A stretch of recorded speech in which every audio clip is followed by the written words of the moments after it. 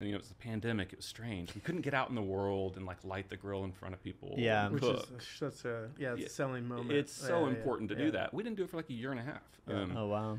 John and I have this tiny apartment space over on Yeah. Bishop, and it's just us in there, and we just launched this product. And Daniel Vaughn comes by, the barbecue editor from Texas Monthly. Doesn't get any bigger than that. No. in That the is like the barbecue guy that you world. want to come Yeah. by. He's the guy. I mean, Yeah. if you have a barbecue joint, you want Daniel to come by. You want and him to love be it. interested. Yeah. And so we don't have a barbecue joint, but we have, an adjacent product, Yeah. very relevant in his world. And he was keen to come by and check it out. Cooked a steak for Daniel Vaughn. That's That's And then amazing. He wrote us up, in Texas Monthly a few weeks later.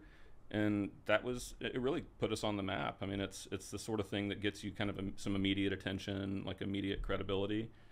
And then, once you're there at the party, then it's kind of like to you to build on that credibility, Yeah. right?